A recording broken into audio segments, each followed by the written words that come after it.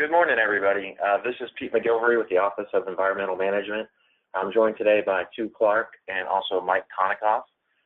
We're going to go through the reevaluation form. Before we begin, I'm just going to give you a little intro for logistics. As all webinars we produce, they're all being recorded.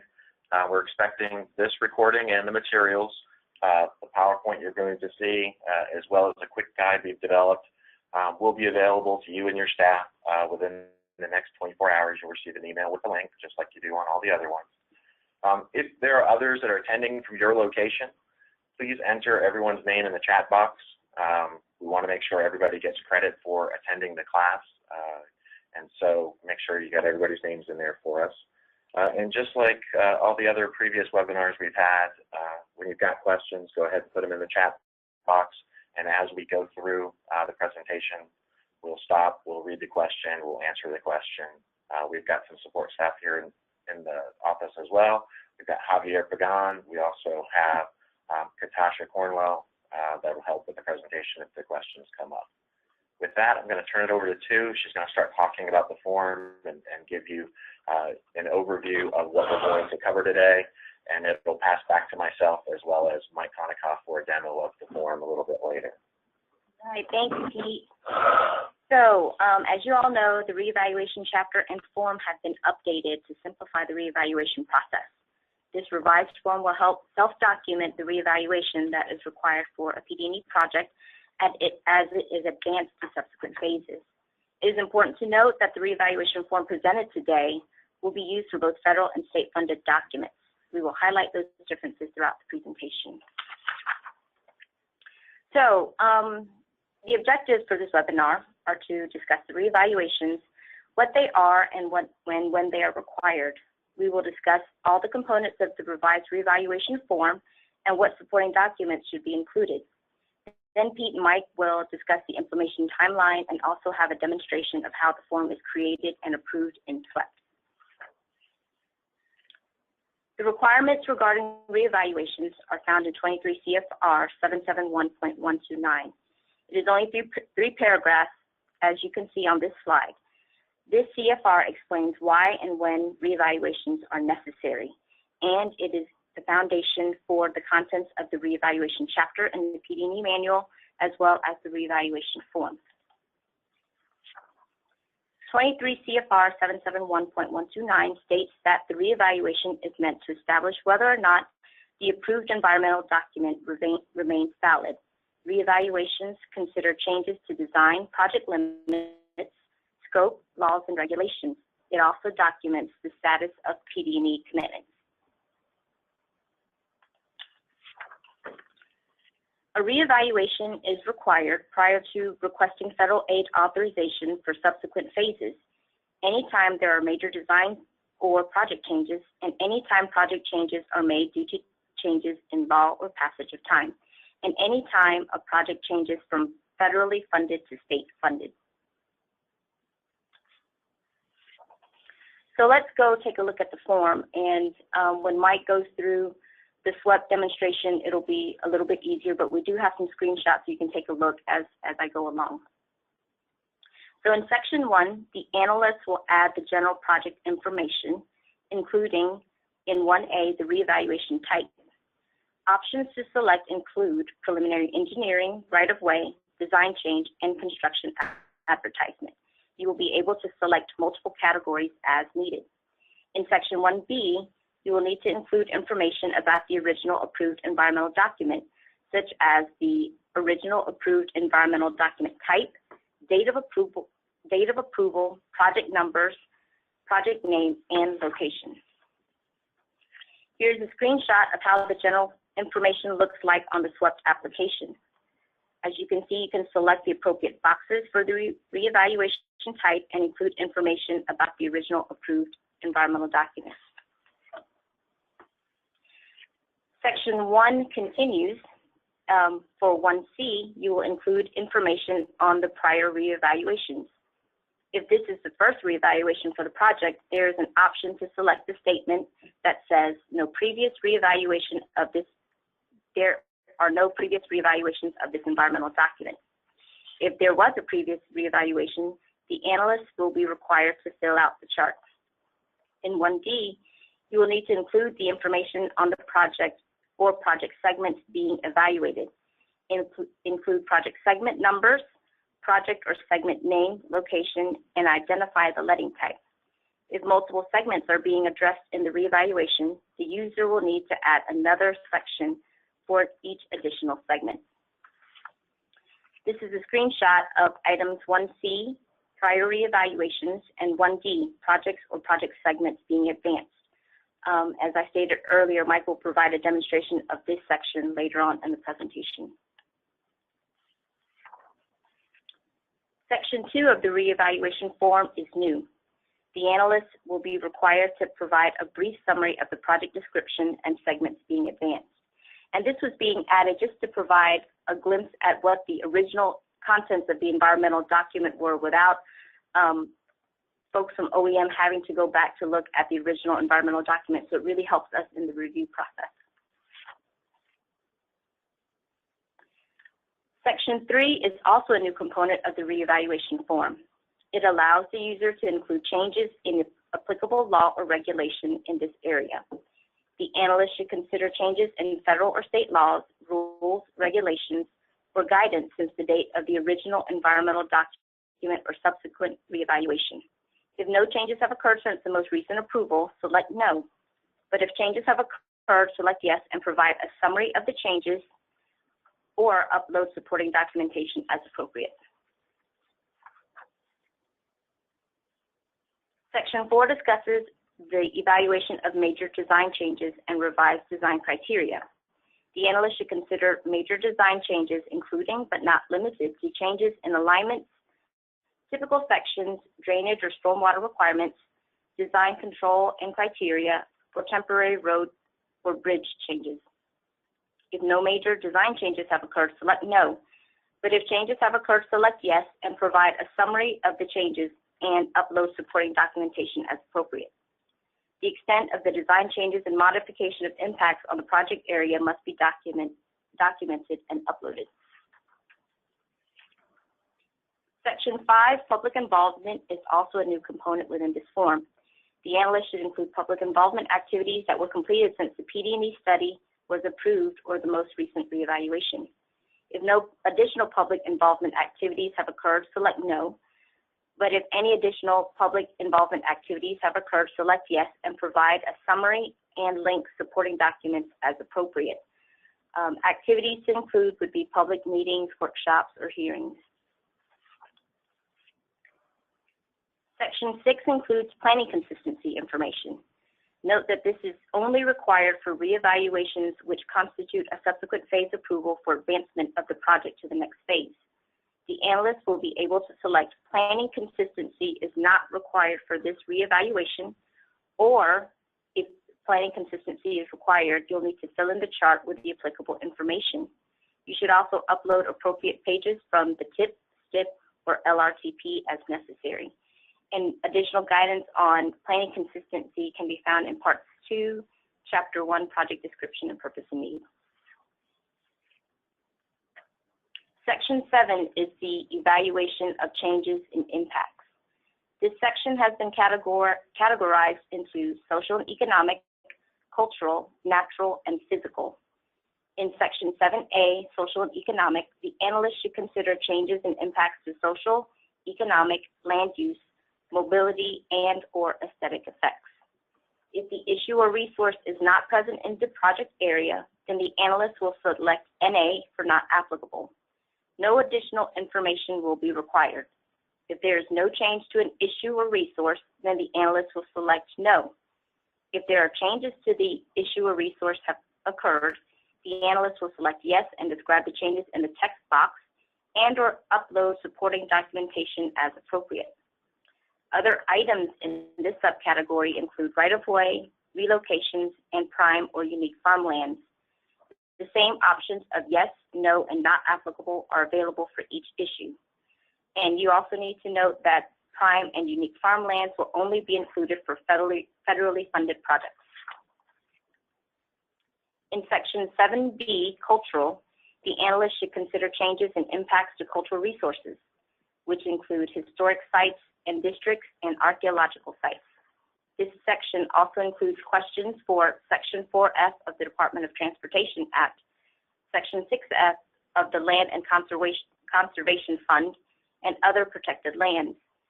Also note that Section 4F will only apply to federally funded projects. Section 7C addresses natural issues. The first question in this section covers protected species and habitat, wetlands and other surface waters, and or essential fish habitat. Also note that an update of the mitigation status is required unless the resource is not present in the project area. Other issues addressed in this section include aquatic preserves, coastal barrier resources, wild and scenic rivers, outstanding Florida waters, floodplains and or water quality and water quantity. Section 7D addresses physical issues and resources, including air quality, highway traffic noise, contamination, utilities and railroads, and navigation. Updates to highway traffic noise and contamination are required unless these resources are not present in the project area. Section 8 provides the status of commitments. If there are no existing or new commitments for the project, then the analyst will select no in the corresponding boxes. If there are commitments from the approved environmental document or new environmental commitments for the project, then the analyst will select yes in the corresponding boxes. The new environmental commitments must be listed in this section and added to the project commitment record. The user must upload the updated project commitment record to the project file. More information on commitments and the project commitment record can be found in the PD&E Manual Part 2, Chapter 22. Section 9 provides an update of the status of permits. This section is divided between federal, state, and local permits. The analyst will select permits that apply and provide the status, such as obtained or applied for, and include the appropriate date or indicate when the permit will be obtained. If a permit that was listed in the original environmental document is no longer required, the analyst will provide an explanation in the comment box provided. Section 10 includes the appropriate standard statement that the reevaluation confirms the validity of the findings in the environmental document and that there have been no changes that affect the original environmental determination. Note that the screenshot includes the statement for federally funded projects. The state-funded projects will have a slightly different concluding statement. Section 11 includes the district review and approval information. For consultative reevaluations, the district must contact OEM to confirm that OEM approval of the reevaluation is not required. Please contact your assigned project delivery coordinator for consultative reevaluations. The PDC will then provide a confirmation email of the consultative reevaluation, and that email must be uploaded into SWEPT as supporting documentation. Section 12, OEM signature. Of course, this will only appear for federally funded projects that require OEM signature. For state-funded projects, this will be replaced by the appropriate district authority. And finally, Section 13 includes links to supporting documents such as technical reports, agency coordination letters. Supporting documents are uploaded in the project file in SWEPT. Documents should support the conclusions of the reevaluation. Maps, field review information, and technical studies and letters should all be uploaded and listed in this section. And that is all about that we have for the reevaluation form and the updates to the appropriate PD&E chapter. So if you have any questions about reevaluations, please contact your project delivery coordinator. There's one question that came in on the notes that does this new format match the new PD&E manual chapter? Yes, it does. So we changed the PD&E chapter. It was updated and released in on June 14th. June 14th. And this does match the chapter. Okay. Any other questions right now, Ruth? Oh, one just came in. In the past, we were instructed not to include standard wetland mitigation requirements in our project commitments, PCR. Has that changed? Yes, wetland mitigation should not be listed as a commitment, and more information about that is available in the commitments chapter. And just to note about commitments in general, we only include those things that are above and beyond regulatory requirements. So things that are a result of agency consultation, like cultural resources or species commitments, those are appropriate. But things like wetland mitigation that's already required as a part of our permitting process, that should not be listed as a commitment. Okay, anything else? How soon will the reevaluation format in the SWEP tool be revised to match the manual format? So that, interestingly enough, is a perfect segue to my portion, which is SWEP implementation. I'm just going to give you some of that information, and then we'll move on to a demo. Is there another There's question? one more question. Okay, so we'll answer that other question, and then we'll jump into SWEP implementation. Is there a requirement to upload the PCT with the reeval? The PCR must be uploaded with the reevaluation because that is something that we had agreed upon. It's actually the FDOT procedure to include the PCR, and that's the way for us to transmit it to the appropriate phases down the line. And just a side note for that, we are working with project management to get that completed in Project Suite, so stay tuned. We'll have more information on project commitments and the PCR soon. But the PCR as it currently exists right now, that's available on the Forms and Procedures page, is available and should be, all the commitments should be listed on that and updated as appropriate and included in your reevaluation. Anything else before we move on, Ruth? No, that was the last one. Okay, so shifting gears and talking about. Sorry, one more. I thought the PCR was in lieu of the commitment attachment. The PCR is going to be the piece, is the document that will be attached. Okay. Yeah, so all the commitments should be listed on the PCR, and that is the attachment in the commitment section. For reevaluation. For reevaluation. We are asking for new commitments to be shown on the form, but only the new commitment since the last reevaluation or that initial approval of the environmental document, depending on your situation. Yes. Okay. Shifting on to SWEP implementation of the form. So just as we've done with other webinars, we're going to, we give you the presentation on a Thursday or a Friday, and then we use the weekend to roll out to production. So this will go live on Monday morning. So please, work through the process to complete your existing reevaluations all the way to approval before that time. If you don't, if they're unfinished, they're already started, they're in draft, you're working on them just like we did for the type 1s or the other items that we've released, you continue to use that old form until it's completed and at the approval stage. Once it is approved, though, you won't be able to go back in and edit and update that previous form. Any new reevaluations as you move to the next phase or you do a design change or whatever the case may be, the next one will use the new form. We asked you guys, knowing that we're going to do a rollout on Monday, let's not see a bunch of new ones get started today and tomorrow. That's just kind of professional courtesy. We expect you guys to wait till Monday. Let's all work from the same page on the same form. The environmental certification piece is going to remain unchanged. You'll see that hasn't changed. We probably won't even cover it today. Just know it hasn't changed. Also, one of the things that Sue talked about, and you'll see in the implementation, is that this one reevaluation form will be used for state or federal reevaluations. The form, because it's interactive and it's web-based and it's database-driven, based on the type of project that you're completing a reevaluation form on, whether it's a state or federal, certain questions will appear. If it's only federal, other questions or language changes would come in play if it happens to be a state project. The focus on here is the word will, because right now we don't have SEERs in there, and we're not planning at this particular moment for the state reevaluations to be used in this particular form, but the form is developed with that flexibility in mind.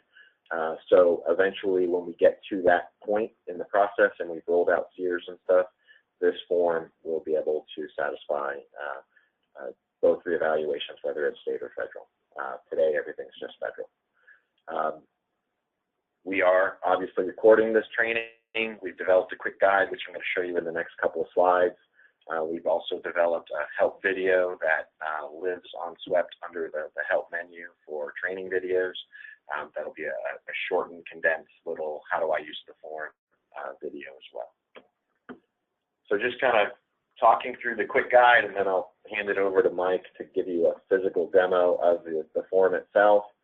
You know, it's the normal stuff, how you get to the form, that's under the project setup. This is really an update to an existing form so that you have the skills to know on the left-hand menu how to get there.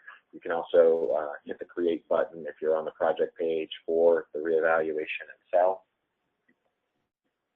When you're filling out the form, you've heard a lot of the same details that were already run through by two as she described each one of the sections. This is a section-by-section breakdown within the form itself to let you know the type of input it's looking for, what the choices are.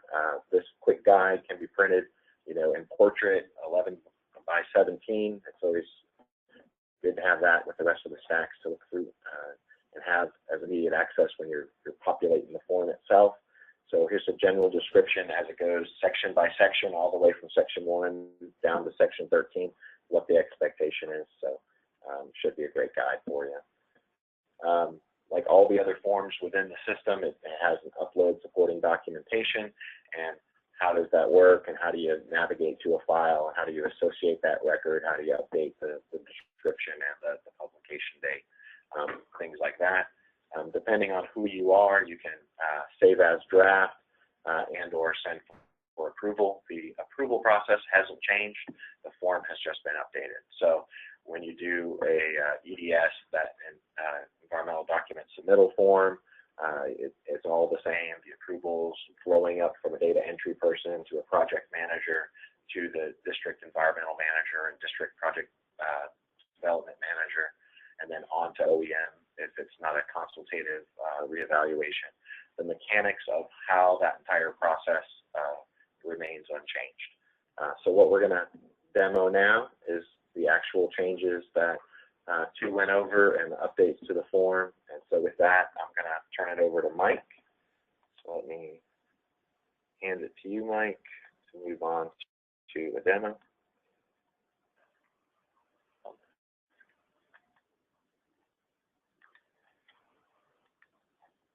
So you should have it, and if you could just make sure you share your screen, and away we go.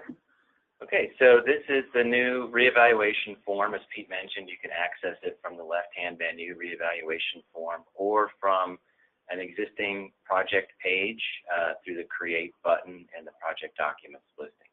Here we're going to start a project that has not been set up in SWEPT before. This is our testing and training server, so while the project data might be real, none of the information I'm going to enter about the project is necessarily accurate. So because I haven't set up the project in SWEPT before, it says they need a little more information. So I hit continue, and then it's going to ask me for the full FM number. I'll select the appropriate one. Here I want to select the FM number for the original PD&E project. It's the environmental project tracker. So everything lives under the environmental project number, and I'm going to say it's a type 2, fill out the project description, limits, whether or not there's federal funding, if there's a project website. Here we get the question, are you setting up this project to complete a reevaluation on previously approved environmental documents? The answer obviously here is yes. What this is going to do is, let's say you're reevaluating an EIS. If you say yes, then legal won't automatically be added to the review team. If you say no on an EIS, that means you're setting up the Legal sufficiency. right. You're setting up the environmental document to be approved through SWEPT, and OGC will be added to the team, and legal sufficiency review will be required. I happen to be logged in as a project manager, so it picks that up. If you're a data entry person entering the project, you can do the autocomplete and type in the project manager's name. You can assign people who are allowed to make changes to the project file, as well as edit the scope of services document if that's appropriate. The lead agency, most cases, will be OEM. I'm going to say no for cooperating and participating. And then it's telling me I didn't input the project website or the project team. I can always come back later and complete those steps. When you hit finish, it takes you back to your reeval form and some of the general information. And I'm going to collapse the left menu and just kind of zoom in a little bit. Okay, so the purpose of the reevaluation is to ensure the findings of the original environmental document or previous reevaluation remain valid. You'll see that throughout. A lot of the questions are asking about have there been changes. So general information, we need to select the reevaluation types. Multiple selections are allowed. So for example, right-of-way, design change. Section 1B is information about the original approved environmental document. So the document type is your class of action, in this case a type 2 CE, and you would select the date that it was approved. If it had been approved in SWEPT, it will pick that up. The project numbers for the original approved document. Glenn just reported she can't hear.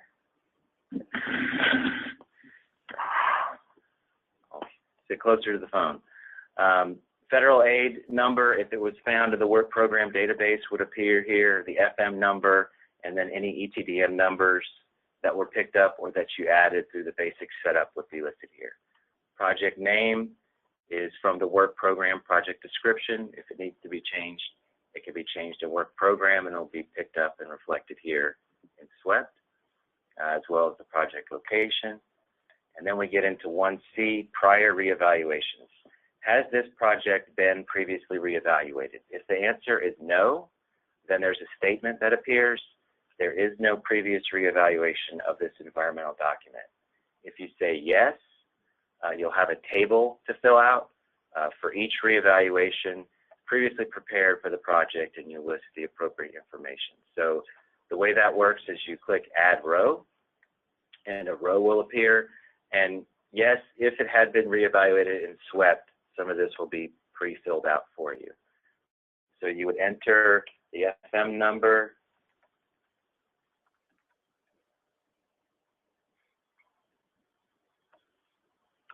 you would answer for each of the reevaluation types, whether it was a preliminary engineering, design change, right-of-way, or construction reevaluation, the date the district approved, just pick a date, and I'll use that also for the date of lead agency consultation, and then the date the lead agency concurred if applicable. You're also asked for a description of the approval.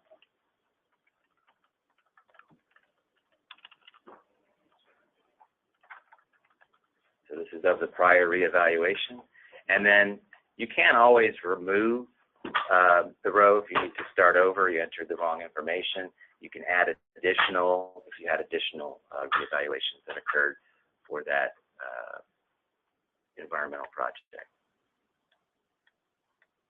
Were there questions before we move on? Yes, the first question is, why does the house FPID number show up when you're selecting a project? I think they're talking about the in-house number, and I think in SWEPT, it's just pulling in all of the FM numbers that it finds that match the item and segment. it is true that it will allow you to pick an inappropriate one because it's just pulling them all in. And we can, if we need to, we can look at locking that down a little bit, but I think we wanted to provide the most flexibility.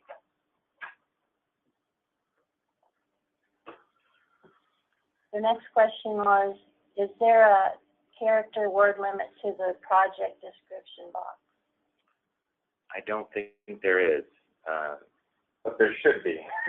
Well, we really want it to be brief. I mean, it's just, you know, what's happening in that project? Is it, if it's capacity improvement, are we widening 2 to 4 lanes? You know, what exactly are we doing, just in a few sentences? So it shouldn't be, you know, don't go back to the environmental document and cut, you know, 2 pages and plug that in here. We just really want a quick description, and it just helps us understand the project a little bit better when we're reviewing it from up here.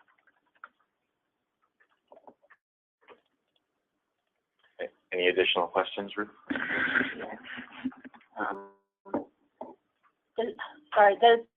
Does it allow for entering multiple FM numbers? Because sometimes a design segment being advanced may cover multiple FMs.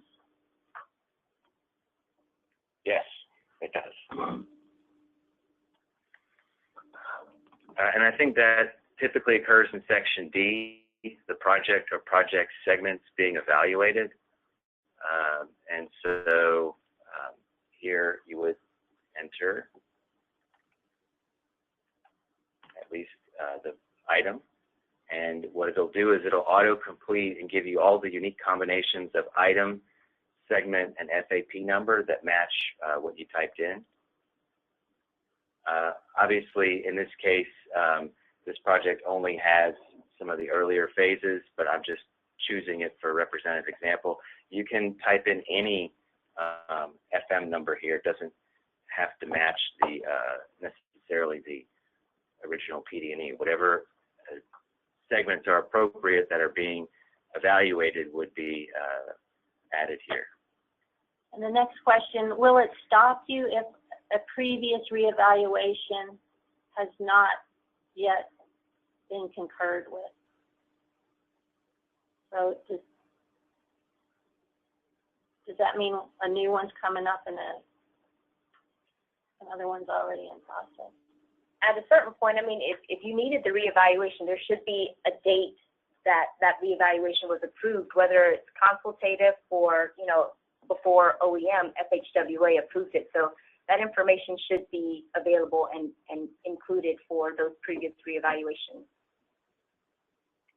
But there isn't anything programmatically within SWEP that recognizes that this segment is on another draft reevaluation versus this one. That's just going to have to be left up to the professionals to know what they're performing a reevaluation on and what segments are part of it. So you can see it pulled in some of the data from work program. It's also asking us for the reevaluation type. So here you're able to select the reevaluation type, preliminary engineering, design change, right-of-way, or construction for each segment being evaluated. So for example, let's say the first segment was design change and the other was right-of-way. So you have that flexibility on each of these. And while these are yes, no at the current time, we are going to be simplifying this and just providing a simple checkbox. But for technical reasons, right now it's a yes, no. That's right. So where you see that now, you can make the multi-selects, but probably in a couple more weeks, that'll just change and it'll have the column headings, PE, DC, right-of-way, and construction, and there'll just be check boxes underneath, and you just check it if it's part of that, otherwise leave it blank. When you do reevaluations, until we can implement that piece, just use the yes or no's. It still gives us the same information. It still gives you the same information. It'll just be an enhancement to the interface that should be a few weeks behind this implementation. You're also asked for the project segment letting type, and your choices are design build, design bid build, other, and TBD. If you do choose other, you're asked for a follow-up of what the other letting type is.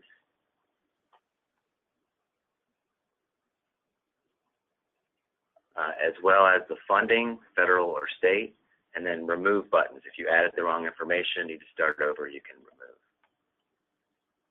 Any other questions before I move on section D? And that's all that has come in. Perfect. Okay, so that's section 1. Then we move into section 2, which is project description. Provide a brief summary of the project description and the segments being advanced as applicable.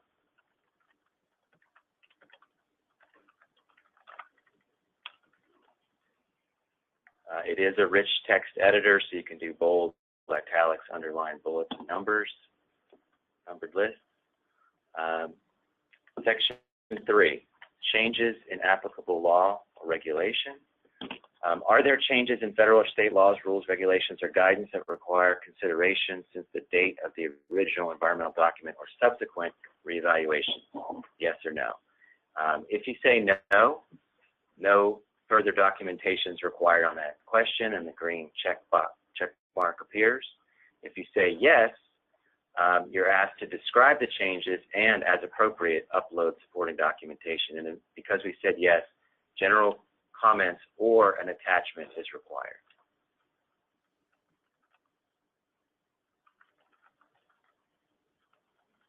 And you can see, because I typed in the box, the check mark has appeared. If I did need to upload, I could do that as well.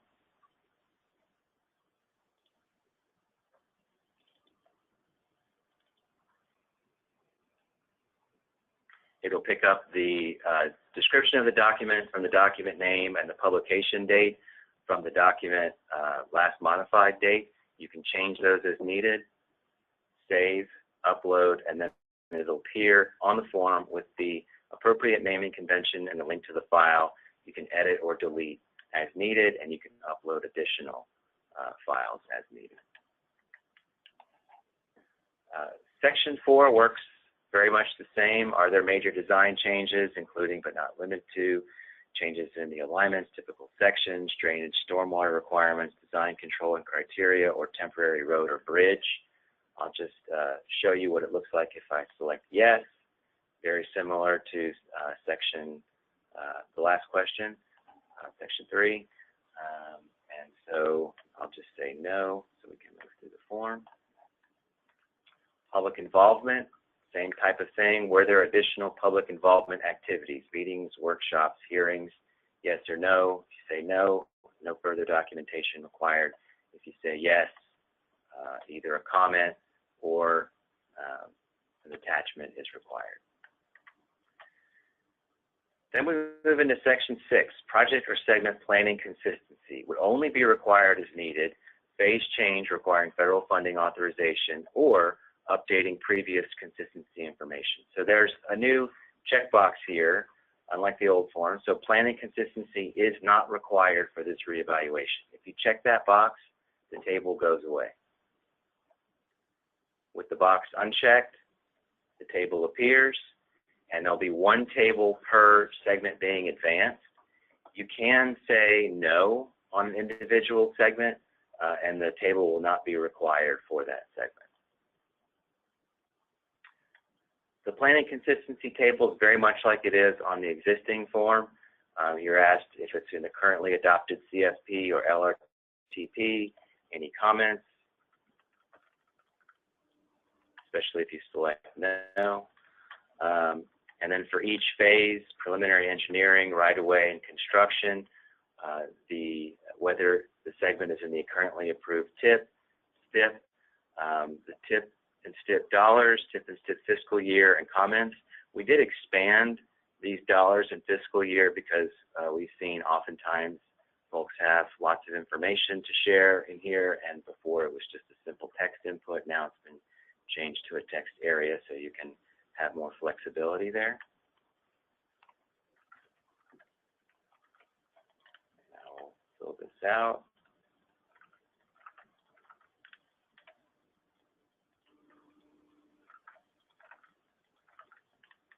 And then as well for the second segment. There is also an upload project plan consistency button if you do have attachments to support the project planning consistency information, you can provide those here. So things like your tip and stip pages, things like that. Mike, before you go on to 7, it looked like there was one question for public involvement. Okay. Can you go up to that section?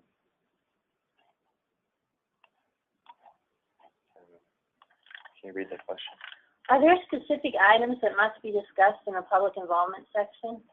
That public involvement section is only to capture those items that were completed. So if you had any public meetings, that should be in there. If you had a public hearing, that should be in there. I think when we were reviewing reevaluations, we had some projects that were quite old. There were changes in access management and public hearings were completed, and it just needed a place to be incorporated into the reevaluation. So that's really only for those projects that public involvement was being completed and required. But if you have a project that didn't have any public involvement because maybe it's just a phase change and no additional involvement was required, you would just select no for that question. Any question? Nope. Go ahead, Mike. I do want to show you, so let's say in consistency, I did have to provide consistency updates for the first segment, but let's say the second segment was my design change segment and there were no updates to consistency. I can just say no to the question, is planning consistency required for this project segment, and that table disappears. So you have more flexibility there on the new form. Section 7, evaluation of changes and impacts. Not applicable is selected when the resource issue is not present in the project area. This applies to all NAs below. So we start with social and economic. Are there changes and impacts to the social, economic, land use, mobility, and or aesthetic effects?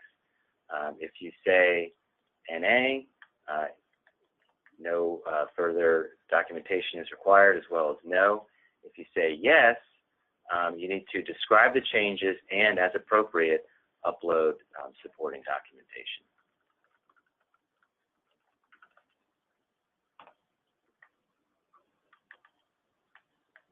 Are there changes in right-of-way needs? Again, yes, no, or NA. It functions very similarly. This one has a follow-up question. Is there a change in anticipated relocations? Yes or no? So if you say yes to both questions, you are asked to describe the changes and, as appropriate, upload supporting documentation. If you say yes, you could say yes and no, and again, describe the changes and, as appropriate, upload supporting documentation. So it's a follow-up question on right-of-way. It's a little different than the other questions. Are there changes and impacts to prime or unique farmlands? This is for federal projects only. Yes, no, or NA. Documentation is required when you select yes. So that's the end of that section. Then we get into B, cultural. Are there changes and impacts to cultural resources, historic sites, districts, and archaeological sites? Would be those resources, yes, no, or NA. Again, documentation required if you select yes. Are there changes and effects to Section 4F and the Department of Transportation Act, protected resources, recreational areas, or other protected state lands, for example, eel, park properties, or other protected lands? And this again is for federal projects only.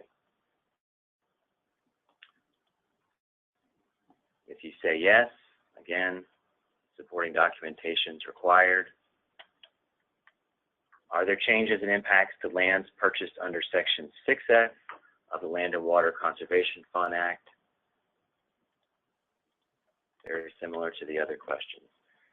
Then C, natural. Are there changes and impacts to protected species and habitat, wetlands, and other surface waters, and or essential fish habitat?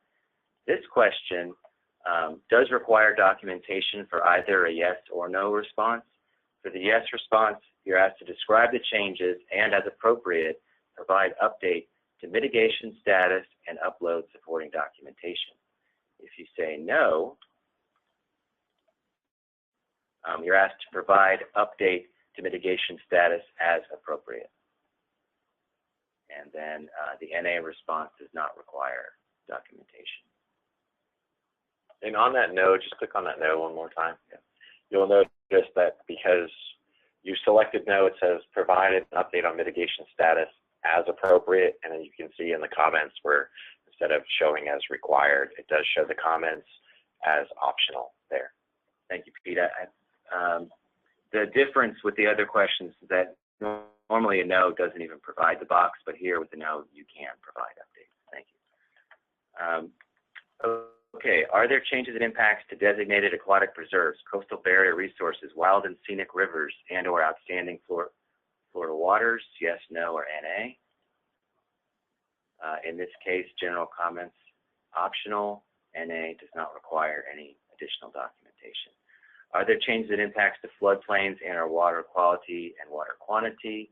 Yes, no, or NA. And then physical, are there changes in air quality? Yes, no, or NA.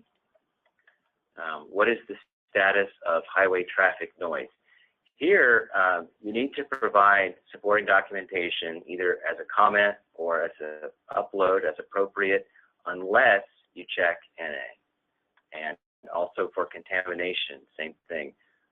You're asked to provide a comment or attachment as appropriate, unless you select NA. Are there changes and impacts to utilities and railroads? Similarly, are there changes and impacts to navigation? Commitment status. Are there prior commitments from the environmental document or previously approved reevaluations? If yes, attach PCR. Okay, so you can see when I select yes, the PCR upload appears and is required. If I say no, that goes away. Are there new environmental commitments? Yes or no? And if there are, you would list the new environmental commitments added since the last approval. Those should also be contained within the uploaded PCR. Any questions? Nope, doing good. All right, then we get into status of permits. Here, you're going to use the add button to add each type of permit that applies. You'll provide the issuance date or indicate when the permit will be obtained. You'll see in the status options below how to do that. If the permit is no longer required, provide explanation in the comment box. That's referring to this comment box at the bottom. So if there was a permit that thought was going to be needed during the PD&E and now it's not for whatever reason, you would explain that in the box. And you would do that for federal, state, or whatever type of permit. This box is for any permit that is no longer required. So the way this works is you choose the add button, and then you'll select the permit type. So the federal permits, you got your USACE permits and your USCG bridge permit. You'll select the permit status. That can be needed, applied for, obtained, or modified. So let's say it was obtained, and you put in the date. If you said needed or applied for, then the date would be, the anticipated date versus when it was actually issued. You can add as many rows as you need. You can duplicate the permit. So let's say you had more than one bridge permit on the project. You could enter that information here. You can use the remove button to remove the rows. And then the state permits function similarly. It's a different pick list for the state permits. The local permits, if delegated or not excluded by section 335.024 for statutes.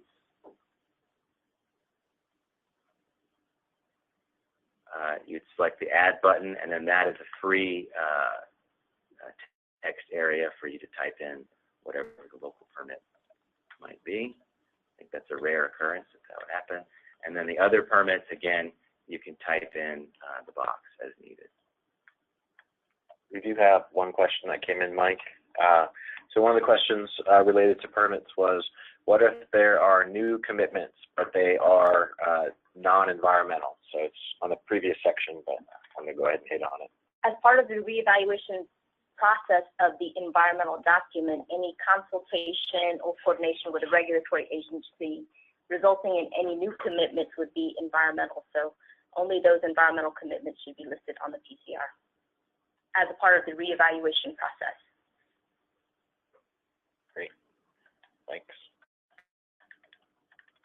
No other questions, Mike? You can keep going. All right, we're almost there. Section 10, conclusion. If no changes affecting the original environmental determination have occurred, check the following. And there's a checkbox and the standard statement. The above environmental document has been reevaluated as required by 23 CFR 771.129. It has been determined that there have been no changes to the project that affect the original environmental determination, therefore the administrative action remains valid. And then we get into district review and approval. Here you would put in the name and title of the FDOT preparer.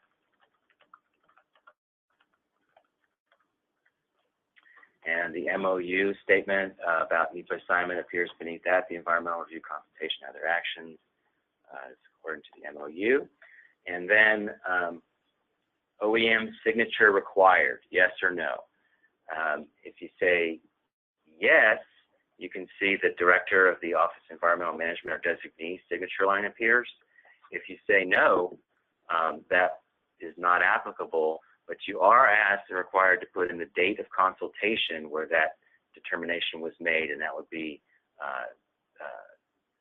through your PDC that you would get that information. And then there you would only have the district approving authority or designee signature line. On OEM signature required, we added a follow-up question, initial or ready for signature. What we're trying to do here is to prevent the district from signing the form too soon in the process and kind of locking it down until it's, we want to wait until it's ready for signature to do that when you're closer to final approval. So on initial, this would be when you're doing your ERC review. You'll select initial, and then the system will prevent the district from actually doing the signature and kind of locking the form down a little more. There you would create the PDF and upload that for your ERC review. If you are ready for that final approval, that's where you do the ready for signature, and the form will be opened up to allow the district to sign. You can see the links to supporting documentation at the bottom, similar to the old form. It has the name of the file, the type. You can edit or delete. You can upload additional attachments as needed, and then you have your save draft and send for approval. Those function similarly to the way the form works now. You can see there is some validation messages appearing I need to correct, and then the approval process works just like it does today. You send for approval. As a data entry person, it would go to your PM. As a PM, it would go to your DEM, and from there, the EDS would route it up through OEM for final approval. And that concludes the demo of the form. Are there any questions? And Mike, I'll go ahead and take it back while we'll see if other folks have any questions.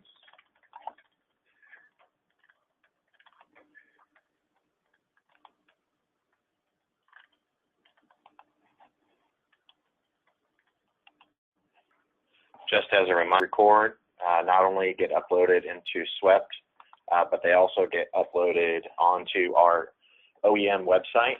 If you go to OEM and you go under the training program, you'll notice it's set up in the various tracks. This video will be found under the SWEPT training. They'll also be uploaded and made available within the learning curve system as well.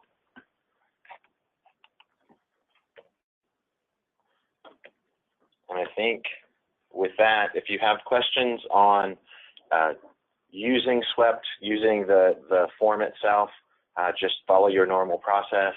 Sending an email to help desk goes to the entire team here.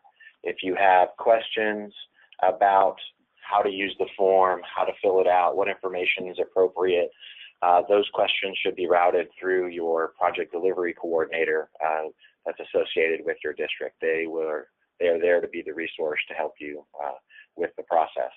So tool-related stuff, talk to us, and anything else related to the reevaluation form, talk and work through your project delivery coordinator. Before we sign off, Ruth, are there any other questions? No, no more questions. Fantastic. We appreciate everybody's time. Enjoy the rest of your day and have a great weekend.